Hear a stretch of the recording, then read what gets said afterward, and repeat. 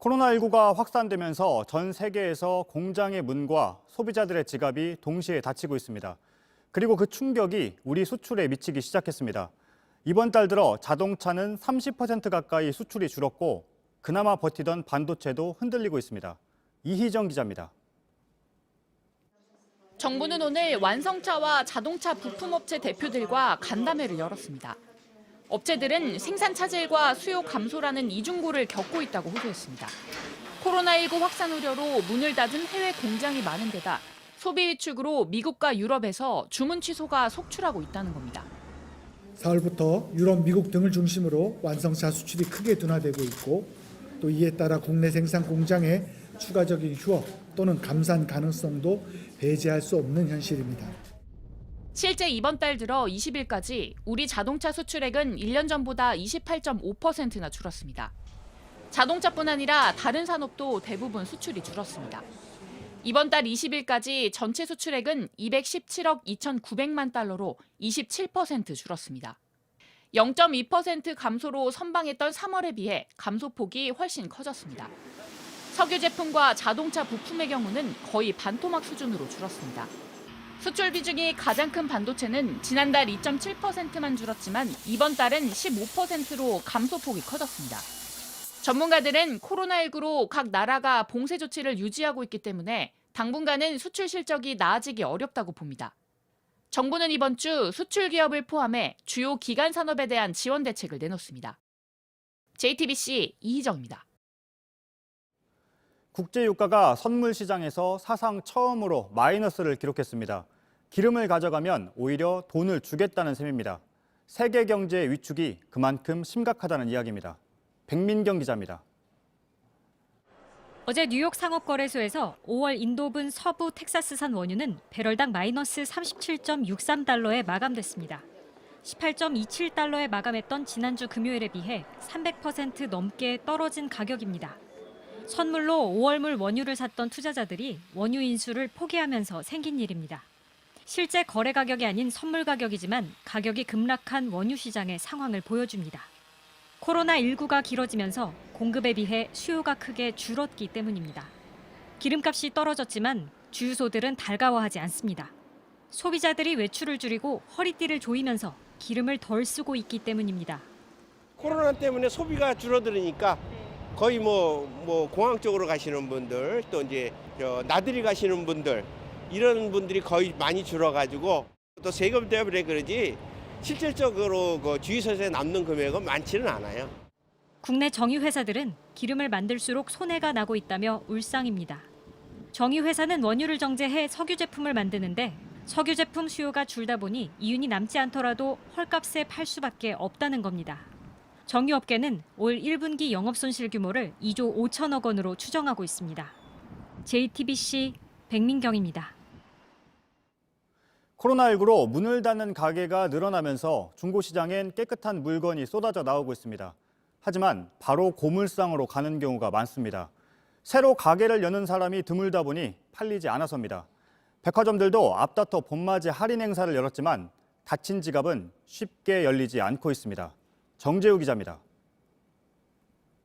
요즘 서울 황학동 시장엔 1, 2년도 채 안 된 중고 물건들이 쏟아져 나옵니다. 가게를 접으면서 내놓은 겁니다. 하지만 새로 가게를 여는 사람이 드물다 보니 멀쩡한 물건이 쌓여만 갑니다. 폐업 문의에 비해서 창업 문의가 정말 현저하게 줄어들었기 때문에 살 사람은 없고 여기가 이제 평당 월세가 있는데 보관하는 월세가 안 나오니까 그냥 고물상 보내버리는 거예요. 어차피 두면 안 팔리니까. 그나마 시장을 찾는 이들도 사정이 안 좋습니다.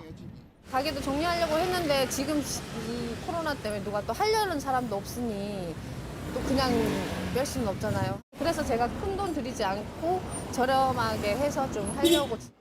폐업하는 가게는 계속 늘고 있습니다. 철거, 특히 내부 철거하는 저희 업종은 코로나 사태 이전보다 최소한 한 20% 정도는 더 일이 늘었습니다, 지금. 소상공인에게 물어보니 코로나19가 더 길어지면 문을 닫거나 폐업을 고려하겠다는 답이 70%가 넘었습니다. 소비도 아직 회복되지 않았습니다.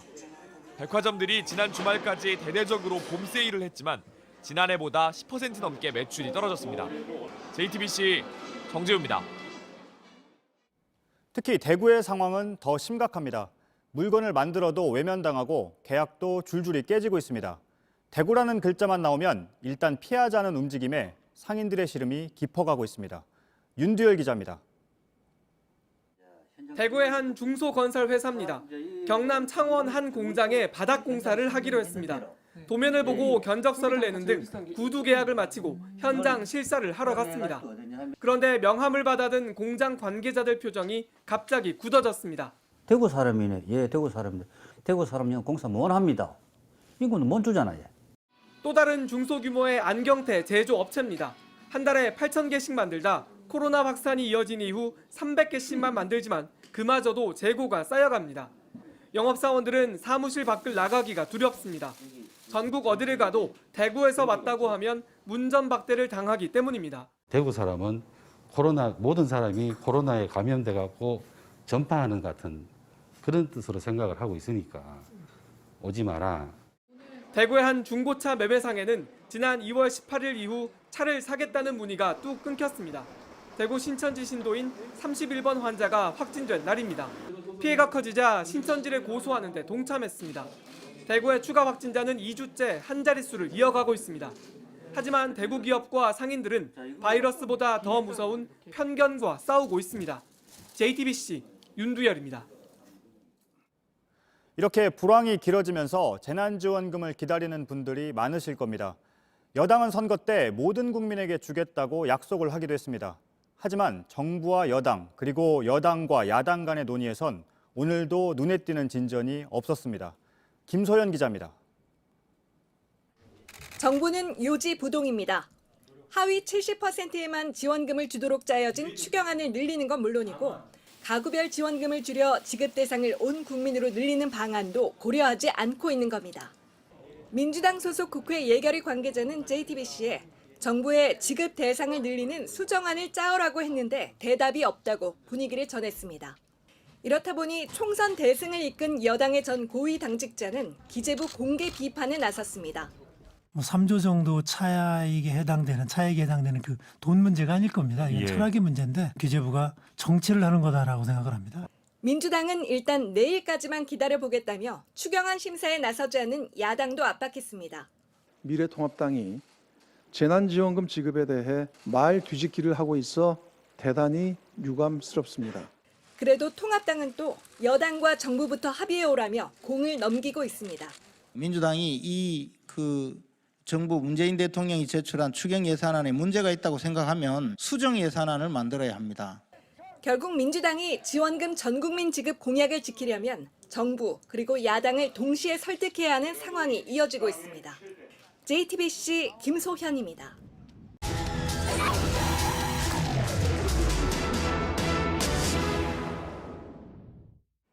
코로나19 추세가 꺾이고는 있지만 우리 생활은 여전히 얼어붙어 있습니다. 특히 일용직 노동시장은 일감이 떨어져서 노동자들이 새벽에 발만 구르고 있는 상황입니다. 헛걸음하기도 일쑤입니다. 밀착 카메라 연지환 기자가 새벽 인력 시장을 취재했습니다. 새벽 4시가 넘자 사람들이 모여듭니다. 일을 구하기 위한 발길입니다. 네, 일 나가려고 하는 사람들. 네, 이제 지금 오기 시작하니 좀 더 있어야 돼요. 네. 대부분이 두터운 점퍼를 입고 있습니다. 저마다 마스크도 썼습니다. 지하철 7호선 남구로역 3거리 앞은 일용직 노동자들이 모여드는 곳입니다. 길 주변을 따라 많은 인력사무소들이 밀집해 있습니다. 아직 해가 뜨지 않은 시각인데도 일감을 구하려는 노동자들의 발길이 이어지고 있습니다. 수도권 인력시장 중 가장 큰 한 곳이라고 하는데 일감이 많이 줄었다고 합니다. 100개가 훌쩍 넘는 인력 속에서가 있는 남구로역 일대. 경기가 어려워지면서 노동시장은 얼어붙었습니다. 지난달에 한 줄 나왔나? 한 7일 정도. 나가고 싶어도 나갈 수가 없습니다. 잘 나가면 한 줄 나가면 많이 나가요. 코로나19 예방을 위한 천막도 들어섰습니다. 손소독도 되고 마스크도 착용하고 사람들이 여기 와서 확진자 나왔나 이게 증세가 어떤 거니 물어보고. 소독제도 가져다 놨지만 사람 자체가 줄었습니다. 저 도로까지 점령해가지고 사람들인데 지금 사람이 그렇게 별로 없잖아요. 많이. 새벽 5시를 조금 넘은 시간입니다. 도로 주변을 많은 승합차들이 가득 메우고 있는데요. 건설 현장으로 떠나기 위해 기다리고 있는 겁니다. 그런데 그마저도 일감이 줄면서 이렇게 많이 서 있어도 출발하지 못하는 차들이 많다고 합니다. 일용직 노동자 대부분은 고용보험에 가입돼 있지 않습니다. 각종 지원 정책에서 뒷전일 수밖에 없습니다. 돈 쓸 일밖에 없는 거예요. 할 일이 뭐 있어요. 그러니까 나와서 좀 피곤하더라도 일을 하는 거죠. 길에서 만나 일 가는 사람들이 보이기도 하지만 김 씨가 어디 있어? 한참 찾았네. 지금 출발하시는 거예요, 그러면 이제? 네. 많지가 않습니다. 인력 소개소를 찾는 발길도 뜸해졌습니다. 크죠, 타격이. 이게 작년으로 비교로 하면 한 3분의 2 정도가 안 나온다고 봐야죠. 와서도 하염없이 기다릴 뿐입니다. 오늘 가기 전에 있었는데 뭐 깜짝이야 취소해가 그래서 또 차에 탔더니 오늘도 나오지 마라 뭐 이러지 않았어요? 혹시나 하는 마음에 더 기다렸지만 혹시 내일 나와야 돼. 오늘. 주섬주섬 챙겨 집으로 돌아가야 합니다.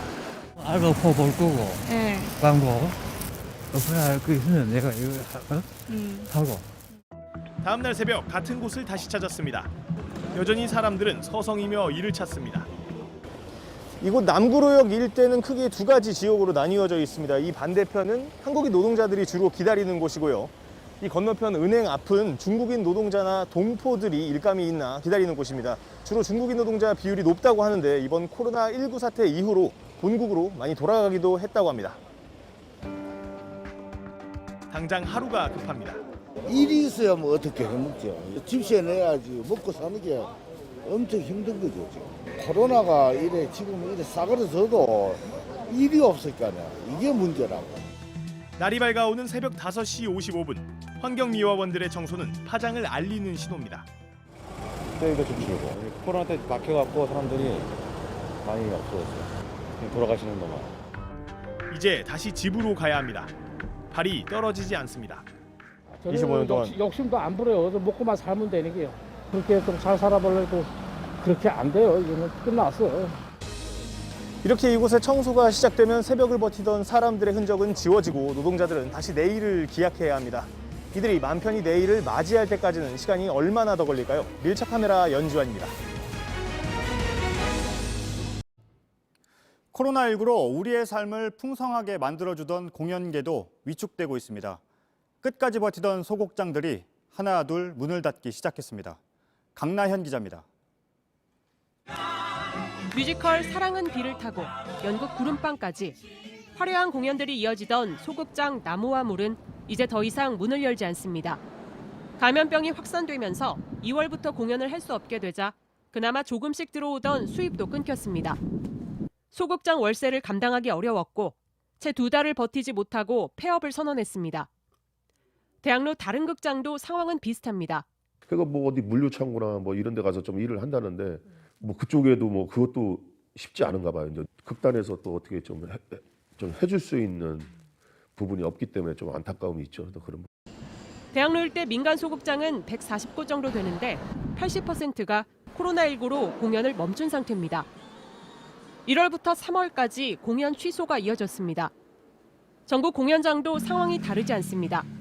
돈만 따지면 대관료겠지만 이제 준비하는 기간을 사람들로 따지면 그런 기간 내에 피해 산출을 다 따지면 어마어마한 거죠. 당장 감염병이 사라진다 해도 다시 공연이 오르려면 석 달 정도의 준비 시간이 필요해 그 충격은 오래 이어질 수밖에 없습니다. 정부는 예술인 긴급생활자금 융자 등 대책 마련에 나섰지만 규모가 작은 극장이나 극단까지 그 효과가 미치진 못하고 있습니다. 피부에 와닿게끔 도움을 줄 수 있는 부분들을 좀 이렇게 구체적으로 좀 내줘야 되는데 대출 받으란 얘기예요. 여기 은행 가서 우리가 아무리 뭐 얘기해도 뭐 주인이 안 한다고 하면 어쩔 수 없는 거잖아요. 그럼 13년간 대학로를 지키던 소극장 나무와 물은 더 이상 극장으로 사용하지 않겠다는 건물주의 원상복구 요구에 다음 달 철거에 들어갑니다. JTBC 강나현입니다.